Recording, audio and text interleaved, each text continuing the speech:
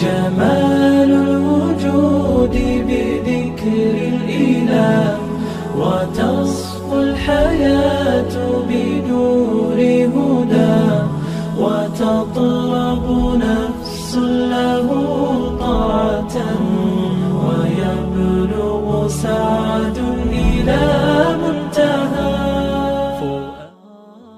الحمدللہ رب العالمین والصلاة والسلام علی اشرف الانبیاء والمرسلین.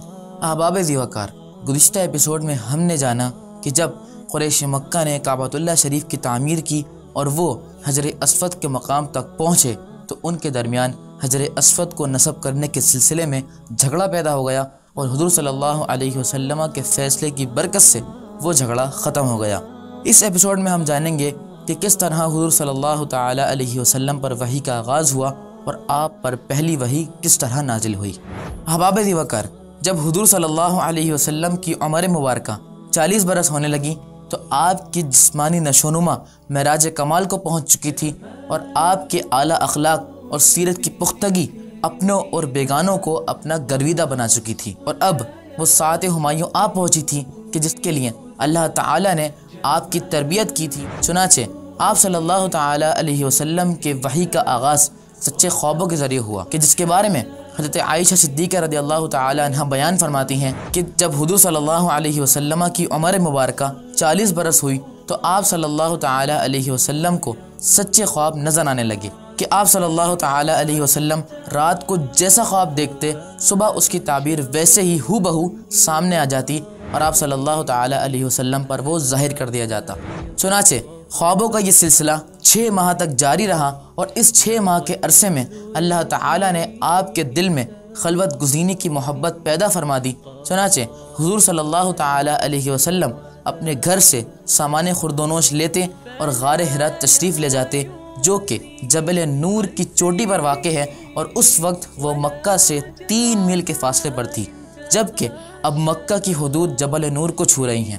لہذا حضور صلی اللہ تعالی علیہ وسلم اس غار میں جا کر اللہ تعالیٰ کی عبادت کرتے اور یکسوئی سے اللہ تعالیٰ کی طرف متوجہ ہوتے اور اس کی تخلیق پر غور کرتے. اسی طرح چند دن وہاں قیام فرما کر گھر تشریف لے آتے اور پھر کچھ روز حضرت خدیجہ الکبریٰ رضی اللہ تعالی عنہ کے ساتھ گزارتے اور پھر واپس غار حرا میں تشریف لے جاتے.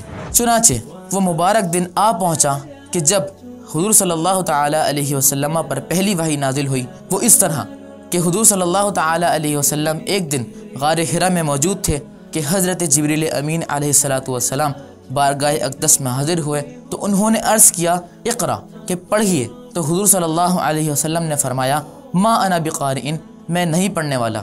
تو پھر انہوں نے حضور صلی اللہ علیہ وسلم کو گلے سے لگایا اور اتنی زور سے دبایا کہ آپ صلی اللہ علیہ وسلم کو تکلیف محسوس ہوئی. تو انہوں نے دوبارہ حضور صلی اللہ علیہ وسلم سے عرض کیا اقرا کہ آپ پڑھیے. تو حضور صلی اللہ علیہ وسلم نے فرمایا ما انا بقارئ، میں نہیں پڑھنے والا. تو انہوں نے دوبارہ حضور صلی اللہ علیہ وسلم کو گلے سے لگایا اور دبایا اور حضور صلی اللہ علیہ وسلم کو تکلیف محسوس ہوئی اور یہی معاملہ 3 مرتبہ ہوا.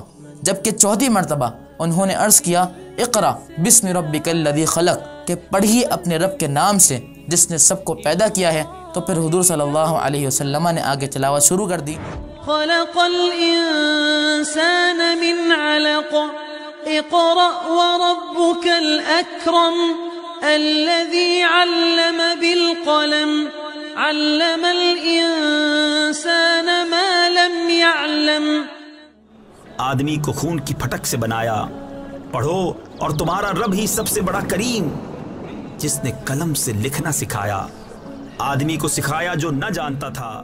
لہذا اس موقع پر یہ 5 آیات حضور صلی اللہ تعالی علیہ وسلم پر نازل ہوئیں اور حضور صلی اللہ علیہ وسلم فرماتے ہیں کہ ان آیات کے نزول کے بعد میں گھر چلا گیا اور وہاں جا کر حضور صلی اللہ علیہ وسلم نے حضرت خدیجہ سے فرمایا کہ مجھے چادر اڑا دو. اور پھر اس کے بعد یہ سارا ماجرا حضرت خدیجہ کو کہہ سنایا. تو حضرت خدیجہ الکبریٰ رضی اللہ تعالی عنہ آپ علیہ السلام کو اپنے چچا زاد بھائی ورقہ بن نوفل کے پاس لے گئیں. ورقہ بن نوفل بت پرستی سے بیزار ہو کر حق کی تلاش میں دوسرے ممالک میں نکل گئے تھے اور وہاں جا کر انہوں نے عیسائیت کو قبول کر لیا تھا اور وہ انجیل کے بھی بڑے عالم تھے. ان کی عمر بہت زیادہ ہو چکی تھی اور بینائی بہت کمزور ہو گئی تھی. لہذا آپ انہیں ان کے پاس لے گئیں تو انہوں نے حضور صلی اللہ علیہ وسلم سے دریافت کیا کہ آپ نے کیا دیکھا ہے. تو حضور صلی اللہ علیہ وسلم نے سارا ماجرا انہیں کہہ سنایا تو انہوں نے فرمایا کہ یہ وہی ناموس ہے جو حضرت موسیٰ علیہ السلام کے پاس آیا تھا، یعنی جبریل امین علیہ السلام، اور بے شک آپ اللہ کے نبی ہیں۔ تو اے کاش کہ میں اس وقت تک زندہ رہ پاتا کہ جب آپ کو آپ کی قوم آپ کے شہر سے نکال دے گی۔ تو حضور صلی اللہ علیہ وسلم نے پوچھا کہ کیا وہ مجھے نکال دیں گے؟